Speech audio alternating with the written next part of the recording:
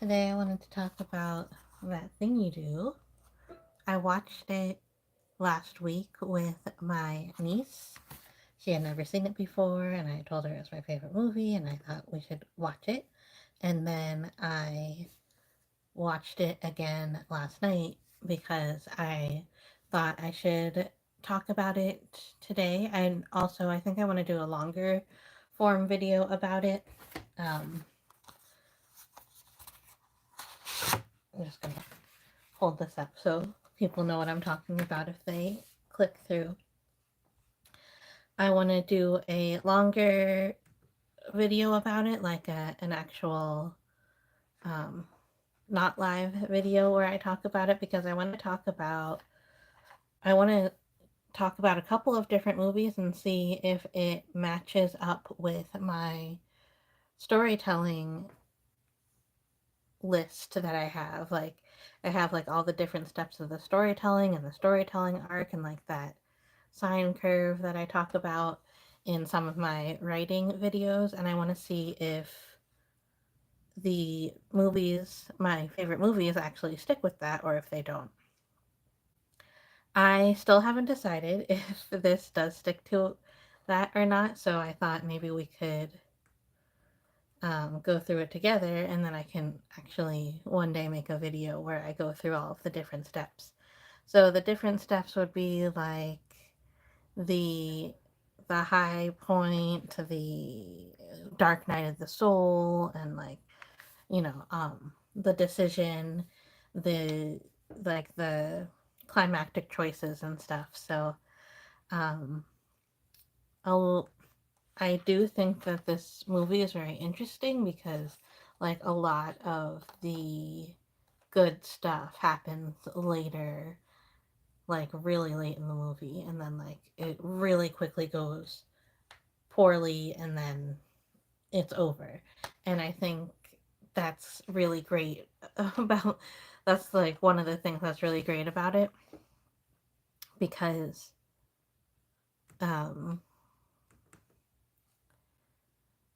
that's what the it's about, like the time of the one hit wonder, and then it's over. Like it doesn't have to tie things up, and that's why there's like that little and at the end of the movie there's like a little like where they show what happens to them later. So what I'm looking for now in my writing Google Drive is I have written out some story beats. So I want to see if the story beats match up. But there are some things that I just really love. This has been my favorite movie for almost 30 years now. The first time my sister rented it from the movie store, I watched it and then I was like, this is the best movie ever. And I have not found a movie that I like as much. Another movie that I like that might be close is uh, that I like. Other movies that I like are Clueless. I obviously like movies like Mean Girls, and but like the only other movie that's ever come close to like likable and rewatchable would be School of Rock. So I think I'll go through that one soon too. But yeah, so That Thing You Do is about a one hit wonder. They this group gets together at the beginning of the movie. They have like they win a talent show contest. Yeah, the Oneaters. Um, my so they win this talent show contest, and then them as a group, they get a hit single, they get picked up by a record company, they go on tour, then they get really famous, they get a top 10 hit, and then they like start doing things with like the uh the label. They want to make another record. Um they're in a movie. They do like all these like big famous things. They're on a big TV show that's similar to Ed Sullivan show, and then at the end of the movie they break up, and then the the Chin Blossom. No, it's actually who did Stacy's mom. Yeah, Toy Story is a really good movie. Uh, Fountains of Wayne. So I think the front man of that group. I can't think of his name right now. I think he wrote That Thing You Do. Yeah, Fountains of Wayne. So the front man of that group, he who actually died from COVID, um, he wrote the song That Thing You Do. And yeah, so that's really good. The score is also really good. The soundtrack is good.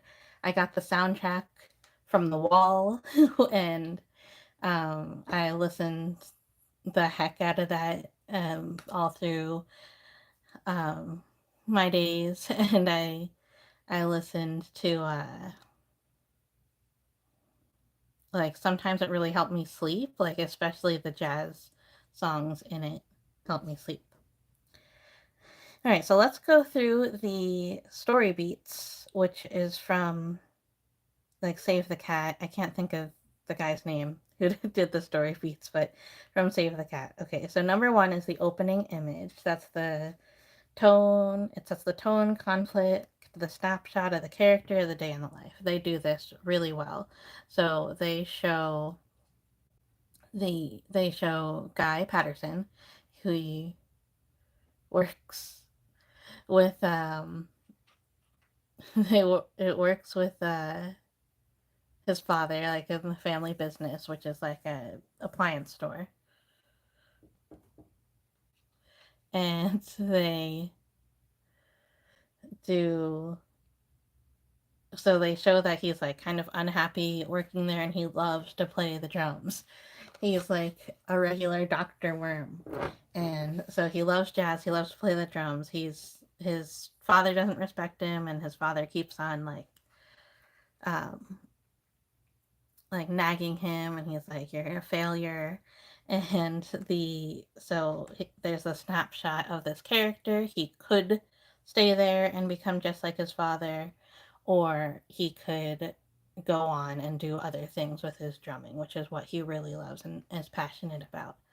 So the theme in the beginning, I don't know if the theme is stated in the beginning, but like I know that he loves jazz like within the first minute. I might live stream watching the movie, but not today because I don't have time for that. But I definitely am thinking about live streaming watching the movie another day um, soon because I cannot watch this movie enough. I watched it, like I said, I watched it twice in the last week.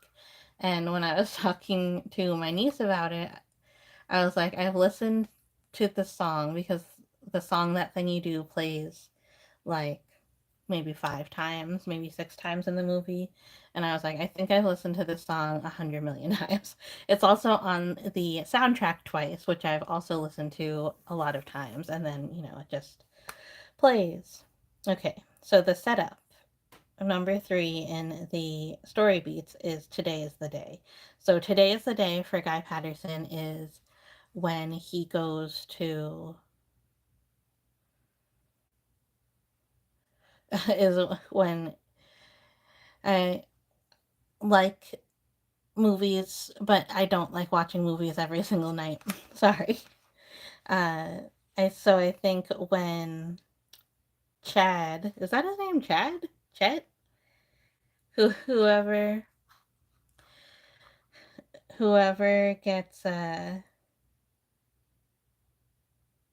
like Giovanni Ribisi, he's in Friends. Whoever that is who gets hurt, um, they uh, he breaks his arm and he can't play, and then they're like, "Guy, we need you to play drums," and so then the setup is for that is Today is the Day, And then the inciting incident is Guy decides to um, play with the band, and he decides that the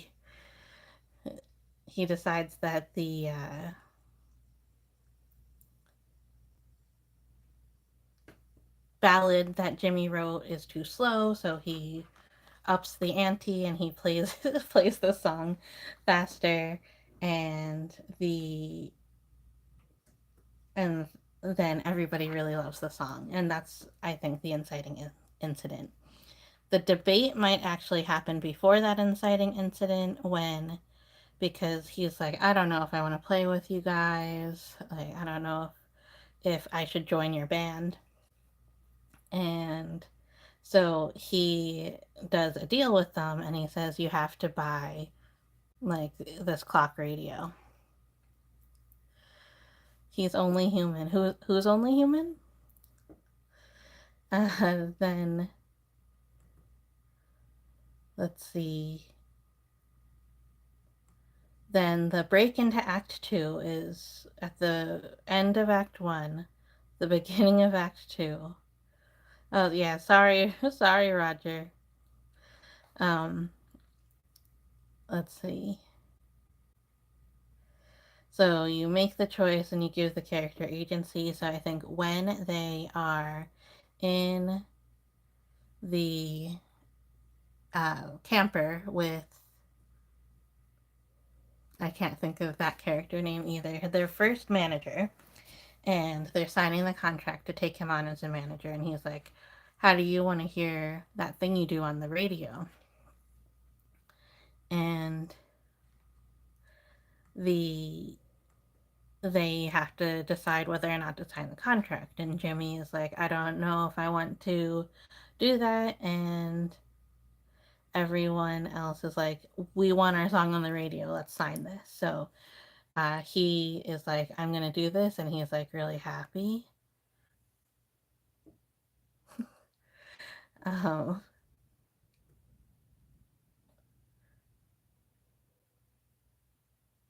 what is going on in the comments, you guys? I stop being weird. um, do you all like did you all watch that thing you do?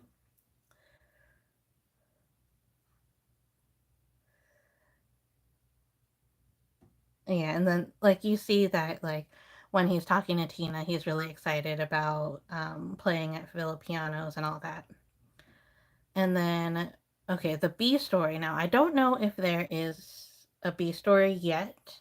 The B story is the other plot. Often another character starts discussing the main plot with the main character. So I don't know. I think the B story might either be with Del Paxton, or if it's with Mr. White, this guy. Uh, let's see. Fun and Games, or The Promise of the Premise, is the montage, the fun scenes, and it all drives towards the midpoint. So the Fun and Games is when they're on tour, and when they get signed with Playtone, and like they go on all these county fairs, and they're in Wisconsin, they're in like all these different places. And so that's the promise of the premise. There's even a montage where they're like running around on a big map of the US, and they are like you know playing all these different places, and they meet all these people, and like they hang out with the um they hang out with the different bands and all that, and like the bass player starts dating the girl from the Chantrellines. Okay, and the midpoint is they either get everything they want and all is great, and this is the top of the hill, so you pick up speed. So I think the midpoint is when they also during that montage, that thing you do is climbing through the charts, and it gets up to number 7. Number 7, that's the midpoint. And then Mr. White gets the call, and he's like, "You're the fastest growing. This is the fastest growing single in all of Playtone history." And the um, and then they go and they meet the owner of Playtone. They they film a major motion picture. So I think the midpoint of the movie, it's like exactly at an hour in, is when they leave the county fair circuit and they go to California. They go to the West Coast.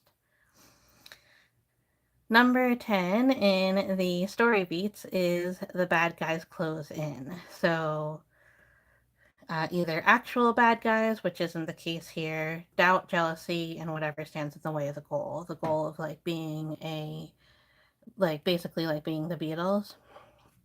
So doubt would be when like Jimmy is flirting with Diane Dane, and like that scene where they're sitting at um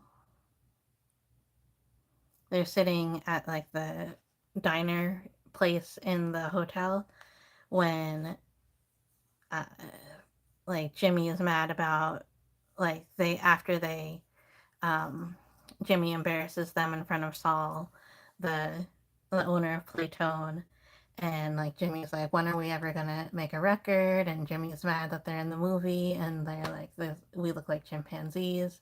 Like that's one of the bad guys closing in. Faye getting sick is one of the bad guys closing in.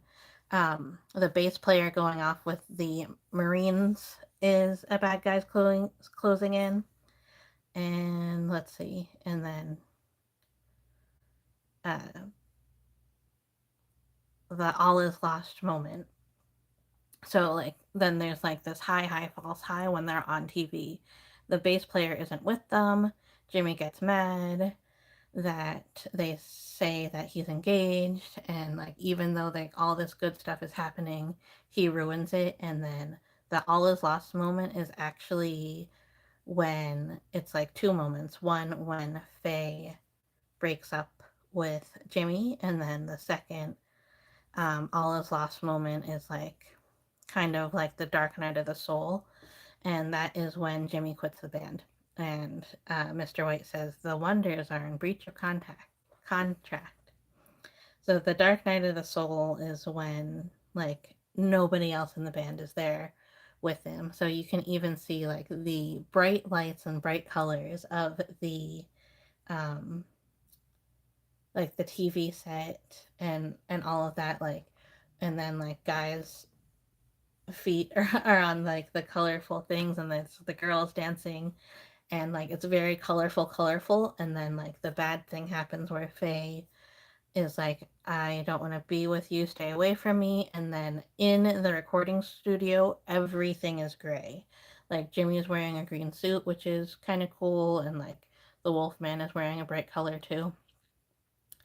But the everything else, guys wearing like a dark gray suit, Mr. White's wearing like black or dark gray, and like all the walls of the recording studio are gray. That is the Dark Night of the Soul. They did that on purpose. That's the coloring of that is done on purpose. And that is when Guy is feeling kind of hopeless, but at least he still has his drums and he's able to stay at the recording studio. Dell had warned him about all the jealousy and everything a couple nights before. And then, so Act 3 in That Thing You Do is very short. So the fresh inspiration is when he and Dell play and they record a little something. And this specific film is my favorite movie, and I like old music. I'm not like I haven't watched like all of Tom Hanks's films or anything, but like I consider him like really impactful on my life because of this film. I also really like writing. I'm not that much into films at all, but I like writing, And I like the story beats from like Save the Cat, which is a um, screenplay writing guidebook. So that's what we're talking about now. Let's see. So the fresh inspiration is like Mr. White is basically telling Guy that Faye's special, and then he does the track with Del Paxton, and they he gives him like this inspiration that like bands will come and go, but like stay true to your music. So I think Act 3 in the like Tom Hanks extended cut is a little bit longer and it tells a little bit more of a story. But on the other, like the one that's cut down even more, I actually prefer, because I like Act 3 just being like zip, like hitting like really, really fast. So then he has to make another choice, and that is he going to get together with Faye? Is he going to go back to the East Coast, or is he going to stay on the West Coast? And he decides to stay on the West Coast because he thinks he can make it as a drummer. And then the finale resolves those plots, but like the actual finale in this case is when like those little like pictures come up of everyone. And then the final image is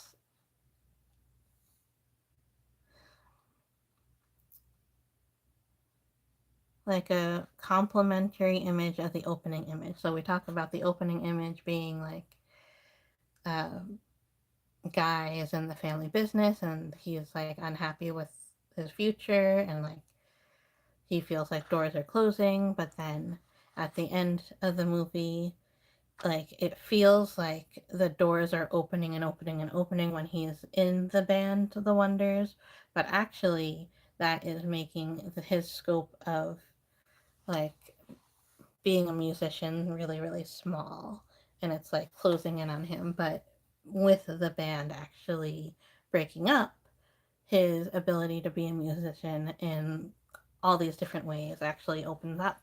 And then his little card at the end shows that he marries Faye, and then they open like a jazz school when he's older, after he does like some playing around. And like that just shows that he is not only like a musician because of the band, so, or if he's like an actual musician. Now the you can stream this on YouTube, I believe. I think it might also be on Amazon Prime. I'm almost positive it's free on YouTube with ads. Um, yeah, and I think it's on Amazon Prime. I might have bought it though on Amazon, to be honest, because like I cannot get enough of this movie. Hi, by the way. The save the cat moment. So this is the moment that makes the audience really root for the main character. I don't know. The Guy Patterson is like such a great, fun character. I don't know what the save the cat moment, but there's definitely like you're rooting for him as opposed to rooting for Jimmy and Faye to be together. When like Faye gets stuck behind all like the crowd of like the throng of girls that are trying to um, get into the uh, cab or car with them when they go to the airport, and she gets caught behind, and Jimmy doesn't go and rescue her, but Guy does. So that's definitely a save the cat moment for Guy. What else is a save the cat moment for him? Well, I think like when he just like a little one, when he's like just the one song and he says wonderful, and then Faye's like, that's it, Guy Patterson, the Wonders, and he names the group. And then another one is when he just plays really fast and then doesn't slow down when everyone tells him that he's playing too fast. So yeah, I think I could definitely watch this, do a live stream of me watching the movie, but it's an hour 45, so I need to like um, plan that time out for it. But I will probably do that soon. I could talk about every scene from the movie ad nauseum, and I wouldn't mind it. But I definitely want to do some more videos where I'm talking about the story structure of movies, of like some big movies that I like. So I will do this one. I'll probably do Clueless. I might do Mean Girls. I might do Pitch Perfect, or and then um, School of Rock. So those are some movie story reviews that you can look forward to me doing, and maybe I can relate it back to actual novel writing and story writing sometime. But thank you all for for watching and chatting. It was weird in the chat. Yeah, Clueless is great. So like Clueless definitely goes by the story beats, and like the she has the save the cat moment and everything. Like we really we but like Clueless is really good. It goes with the story beats really well. Blake Snyder is the guy who wrote Save the Cat. Um, so yeah, I've already written and thought about Clueless and how it relates to all of these things, so I can definitely make a movie about that, and I can um like actually write everything out and have some nice visuals for that too. But that's all I have for today. I hope everyone's having a good day and their Februarys are winding up, and um, you know, you accomplished everything you wanted to accomplish this month. Um, Thank you. I'm glad you enjoyed the review.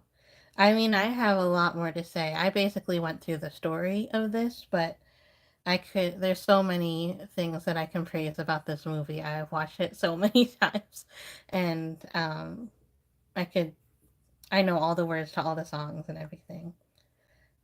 So let's see. Today is the 26th. So tomorrow is the new moon. So I'm going to do a new moon reading tomorrow. The day after that is the last day of February. So I'm going to do a check in and on my yearly goals and see how I'm doing with those. So if you want to check back in tomorrow, or the next day, I'll have those videos coming up, those live streams coming up. I have a couple of videos that I'm editing now about my art, and like I think I might make a wizard hat. So please subscribe if you're interested in seeing those. I'd love to see more comments on my videos, my on demand, if you watch them on demand, if you watch my lives on demand, or if you watch my other videos. Please leave me comments. Um, I love getting comments and likes and all of that good stuff. It makes me feel good. So if you want to make me feel good, go ahead and comment on some of my other videos. But thank you all for watching this video or this live stream, and hopefully I'll see you again. Bye.